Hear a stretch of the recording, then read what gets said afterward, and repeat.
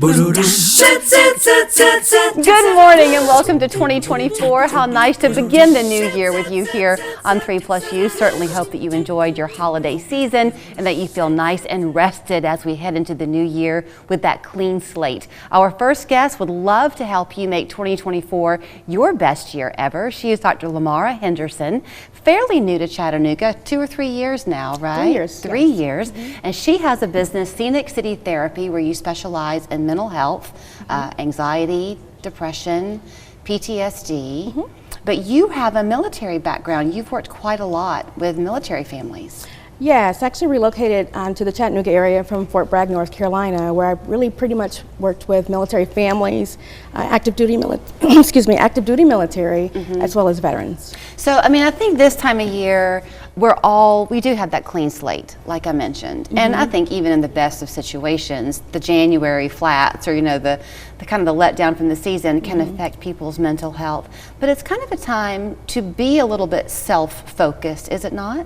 Oh, it really is. It really gives us an opportunity to start afresh, look at the year anew, really identify what goals we might have for the remainder of the year, and really set some objectives. In your practice, you see people 16 and up. Correct. I also want to let people know as we talk that you accept insurance, which is not always something that happens in the world of mental health. Very true. I actually also accept 10 care. Okay. So how is it that you came to work with the military? And I know that that's not all you see, but how did that happen in your career? Oh, sure. The long answer, it's probably too long here, but in general, just really being around that environment, I went to work for the Department of Defense and pretty much stayed and kind of went through the Department of Defense and Veterans Affairs over the course of the years and really gained a specialization in military culture. So I wanted to ask you that question first because I think that we have happily become more embracing of the need to have strong mental health and the fact that it's not something you should ever apologize for. Of course. When you go to seek it out. But in the military of all areas of our society, that's a pretty masculine, tough atmosphere. Yes. So to know that you've walked the walk with your military personnel, anybody can do this. Yes, and actually, even over the course of the years of the military, stigma has always played a big role, and people, soldiers and active duty military really shying away from seeking mental health services, and that still plagues us today. However, my graduate work really focused about stigma and reducing stigma within the military setting, and there's been a really big transformation of how sources or resources are provided from a mental health perspective in the military as well. I think what's so difficult, though, with mental health is if you are part of a family or friend group, and all of us hopefully are, it's how to be supportive if you're a member of that group but not the one needing the help, because success does not really come quickly, does it? No, it's a process. It definitely takes time. And I think one of the biggest things is really just to listen and to pay attention.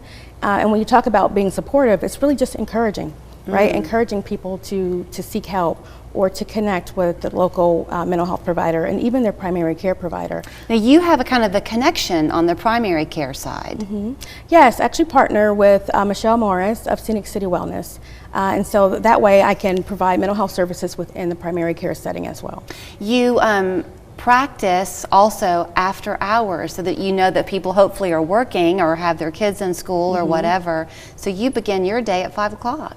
I begin my day very early, yes, in the morning, but it goes very late. And so my evening hours are available 5, 6, and 7, Monday through Thursday, and then also on Saturdays from 9 to 2.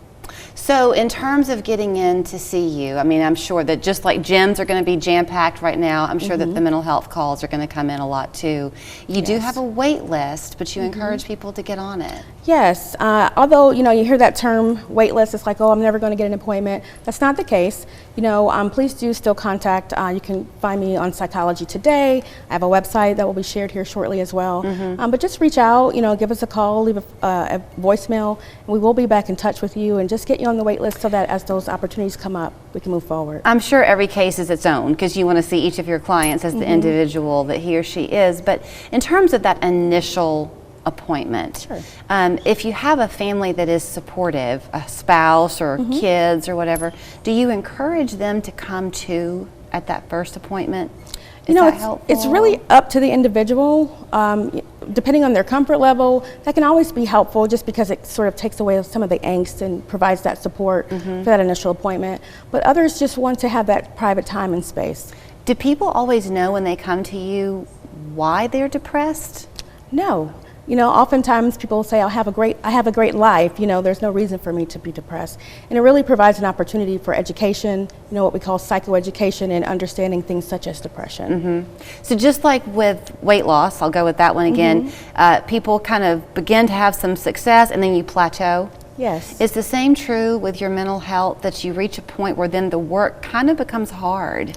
You know, therapy can be difficult. It can be challenging because obviously we face things that oftentimes we try not to think about and put on the back burner. But as you're addressing it in therapy, it can become a little overwhelming, but that's the important aspect of having a qualified therapist to help you navigate that process, to remain supportive, you know, give you homework assignments between sessions and things of that nature. But it's important to do. Very important to do. I heard somebody I was listening to the radio on the way in, and they had a life coach on, and she was talking about how in everything else in life you practice. Football players practice, musicians practice, that we need to practice, all of us do, in our life.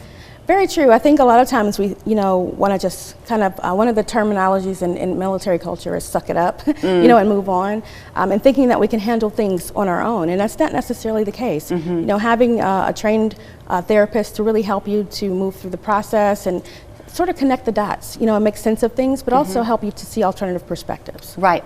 Okay, and you are working on having some group classes too in the future. You have your own New Year's resolutions. Yes, right? I have some goals coming up here. So really wanting to offer a group on anxiety, depression, and then I also want to bring together women in the Chattanooga area and just to share stories, you know, entitled Chattanooga Chats. Oh, I like that.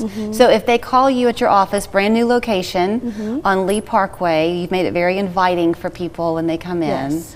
They can call, talk to somebody, let them know, let y'all know of their particular health insurance or TennCare needs, and then schedule the appointment or get on the wait list from there. Yes, getting on the wait list, and then they will also receive an email link to complete all of the intake paperwork. So all of that information will be completed and ready to go when the space becomes available. All right, well, here is her contact information so that you can begin the year the right way. 403-4393 is her phone number. ScenicCityTherapy.com. She's proudly part of the Chattanooga Chamber of Commerce, and so a big thanks to them for sending you our way today. And we have had a history the last year of beginning the week with some fun, so we're continuing that in 2024. So nothing's changing with the new year. We're still going to bring you our dad joke of the week. So here is Jason with this week's funny. Your dad joke of the week, brought to you by West Yellow Knife Trading Post.